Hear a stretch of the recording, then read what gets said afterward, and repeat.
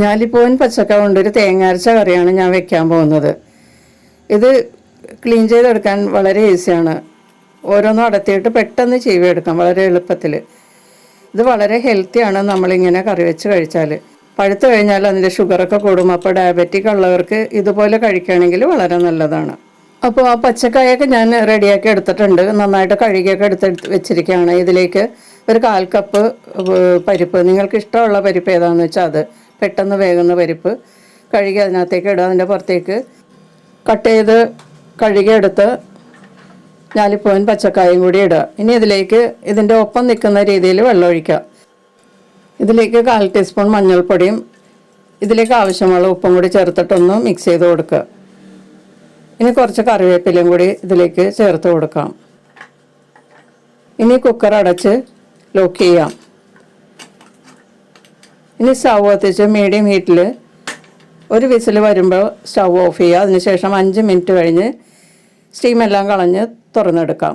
ഈ സമയത്ത് നമുക്ക് ഇതിലേക്ക് വേണ്ട അരപ്പ് റെഡിയാക്കാം. അതിനുവേണ്ടി 1/2 കപ്പ് ചിരകിയ തേങ്ങ ഞാനൊരു മിക്സിയുടെ ജാറിലേക്ക് ഇട്ടിട്ടുണ്ട്. ഇതിലേക്ക് അല്പം മഞ്ഞൾപ്പൊടിയും 2 ചുള ചെറുള്ളിയും 1 അല്ലി വെളുത്തുള്ളിയും എരിവിനാവശ്യമുള്ള പച്ചമുളകും ഒരല്പം ഉപ്പും കൂടി ചേർത്തിട്ട് കുറേശ്ശെ വെള്ളം ചേർത്ത് നല്ല കുഴമ്പ് രൂപത്തിൽ അരച്ചെടുക്കണം. ഇപ്പോൾ പച്ചക്കായ നന്നായിട്ട് വെന്തിരിക്കുകയാണ്. ഇതിലേക്ക് നമ്മൾ അരച്ചെടുത്ത അരപ്പ് ചേർത്ത് കൊടുക്കാം. മിക്സിയുടെ ജാറിലെ അരപ്പ് കുറച്ച് വെള്ളത്തിൽ ചുറ്റിച്ച് ഇതിലേക്ക് ചേർക്കാം.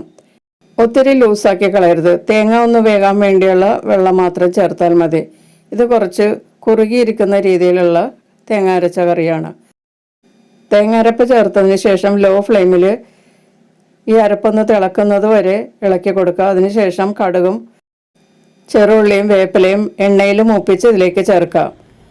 ഇത്രയേ ഉള്ളൂ. വളരെ പെട്ടെന്ന് നമുക്ക് റെഡിയാക്കി എടുക്കാം. ചോറിന് പകരമായിട്ട് നമുക്ക് ഈ പച്ചക്കായ തേങ്ങ അരച്ച് വെച്ചത് കഴിക്കാം. ഇതിൽ പരിപ്പൊക്കെ ചേർന്നിട്ടുള്ളത് കൊണ്ട് വളരെ ഹെൽത്തിയാണ്.